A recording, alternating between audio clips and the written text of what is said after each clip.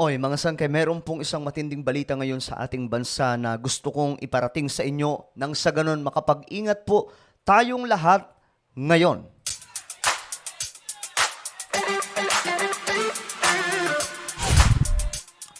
Magandang oras po sa lahat ng ating mga kababayan, sa lahat po ng mga solid sangkay na nanonood ngayon at eto nga po mag-update po tayo mga sangkay dahil may delikadong nagaganap sa Pilipinas na ngayon ay pinag-uusapan at syempre dapat makarating mismo ito sa inyo.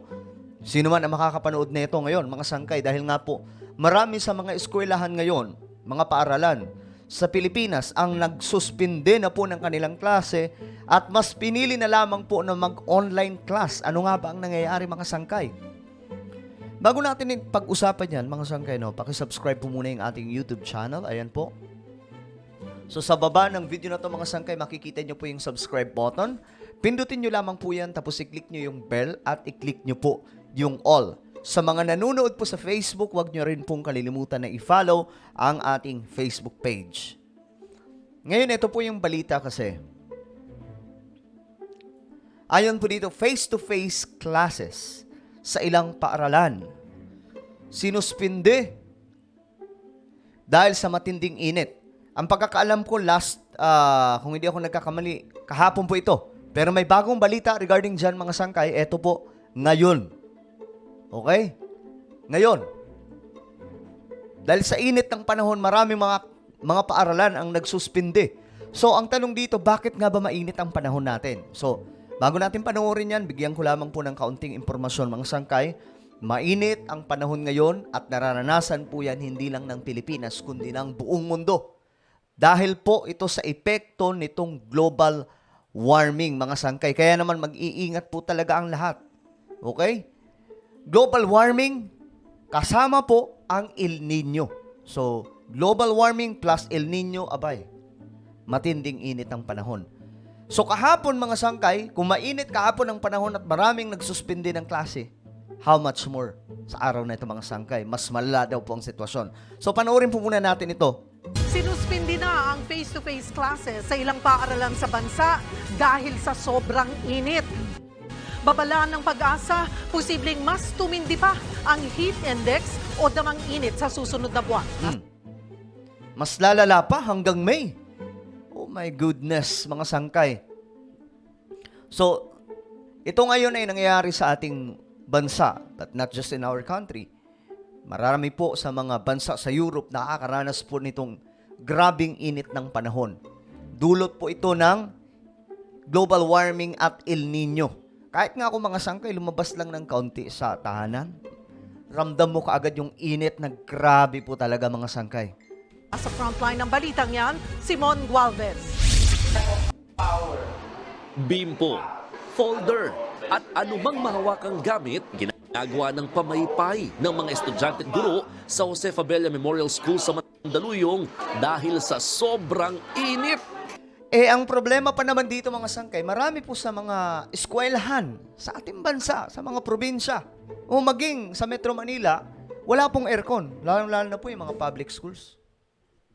Kaya sobrang, ito ang advice ko lang sa lahat po na mga papasok sa schools o sa trabaho, yung mga nagbabike, yung mga nagmumotor, o kung ano paman, magdala po ng tubig. Yung mga mga sangkay, nagbebenta po ng nasa kalsada lang, may mga binibentang kung ano-ano mga bagay sa mga dumadaang sasakyan. Make sure na may dala po kayong tubig. Delikado po ang sitwasyon ngayon ng ating bansa.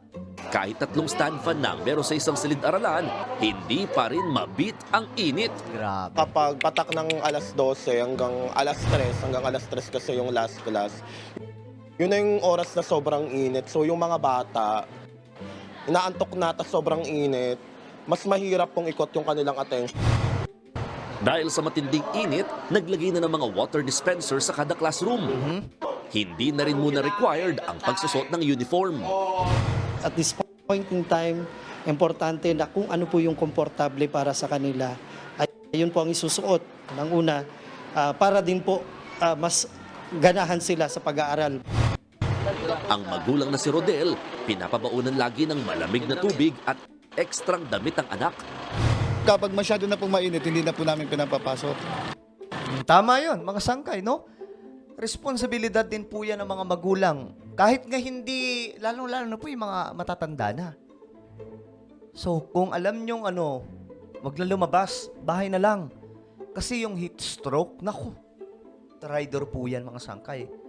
Yung mga tridor na mga sakit, heart attack, heat stroke, mga sangkay, delikado po yan. Much better sa inyong mga tahanan na lamang po. Yung mga bata, ay nako. So, ito po ay patunay mga sangkay na ang global warming or climate change ay totoong nangyayari ngayon sa ating mundo. At bago ito maganap, mga sangkay, ito, ipakita ko lang sa inyo, bago po itong mangyayari ngayong taon, last year, ito rin po ang naging sitwasyon. Ngunit, mga sangkay, mas malala po itong nangyayari sa panahon natin ngayon, 2024. Ito, 2023. Suspendido ang face-to-face classes sa ilang paaralan sa Mindanao dahil sa sobrang init ng panahon. Okay. Maraming guro na rin kasi ang nagsasabing hindi makapag-focus sa lesson ang estudyante. Diba? Last year, naganap po yan mga sangkay at ngayon, ito po ang nangyayari. Same situation, magkaiba lamang po ng taon, subalit mas malala po ngayon. Dahil may El Nino po tayo. Grabe nga eh. Ito global warming or climate change plus El Nino plus summer season. Kasi baka magdugo po ang ilong, mahirap po. Dahil sa matinding init, ilang lugar sa Visayas at Mindanao ang napilitan ng magsuspinde ng face-to-face classes ngayong araw hanggang bukas. Kabilang ang Isabela, Silay City, Hinubaan, Ibi Magalona at Bago City sa probinsya ng Negros Occidental. Nagkansela na rin ng face-to-face classes mula preschool to senior high school sa Bacolod Grabe. City, Iloilo City at Roa City sa Capiz. Dami Pero mga sa schools, Bacolod, pinapayagan pa rin na magsagawa ng face-to-face classes ang mga private school na may air-conditioned room. Ayun, okay yun sa kanila. Habang sa bayan ng Tantangan sa South Cotabato, nagpatupad ng localized suspension ng afternoon session ng face-to-face classes sa lahat ng antas hanggang sa April 15. Base sa DepEd Memorandum noong 2023, may kapangyarihan ng mga school head na magsuspindi ng in-person classes kung hindi na akmang panahon sa pagkatuto. Pwedeng magsagawa ng mga modular distance learning sa mga panahong yan. Sa taya ng Pag-asa, posibleng pumalo sa 42 hanggang 43 degrees Celsius ang heat index o damang init sa 4 na lugar sa bansa ngayong Grabe. araw. Ayan, ang taas, 43. Pasok ito sa tinuturing na danger level na posibleng mauwi sa heat stroke. Oh my goodness. Ang nararamdamang init, mas lalala pa nga raw sa Mayo kung kailan posibleng umabot sa extreme danger o 52 degrees Celsius pataas ang Pambihira. Ayan aabot pa daw ng 52. Yung init ng panahon, mga sangkay. Sa Mayo. And this is a reminder, mga sangkay, that we are living in a perilous time na sinasabi po ng Biblia, Ito mga ganitong klase situation, akala po natin normal lamang po ito. No, guys, hindi po ito normal, mga sangkay. Itong climate change, itong global warming, hindi po yan normal, mga sangkay. Mayroon pong pinatutunguhan yan kung pag-aaralan po natin ang mga propesiya sa Biblia. But, again, hindi naman po sa tinatakot ko kayo, pero much better, mga sangkay, we have to serve God habang hindi pa po huli ang lahat, mga sangkay. heat index. Delikado dahil posibleng pagmulan ito ng mga heat-related illness gaya ng heat cramps, heat exhaustion at heat stroke. Sintomas niya ng matinding pagpapawis at pagod, nahihilo lalo kapag tumatayo, hinihimatay, humihina ang katawan pero bumibilis ang pulso at pagsusuka. Sakaling di talaga may iwasang lumabas ng bahay, paulit-ulit na paalala ng mga otoridad gumamit ng payong at sombrero Correct. o di kaya ay magsuot ng mga damit na may mahabang manggas para maiwasan daw ang direktang pagtama ng init sa balat. Nagbabalita Lalo-lalo na tubig. Kinakailangan yung tubig talaga. Meron tayo niyan, mga sangkay. So, ito po yung mga listahan ng mga walang pasok. All levels. Inatasan ng sumusunod na lokal na pamahalaan ang mga paaralan na pansamantalang mag-shift sa modular o online classes. So, ito po ngayon. Instead na face-to-face, nag-online class na lamang po. All levels, bago Negros Oriental, ano ba to? More on sa Visayas po ito, lahat mga sangka ito dito.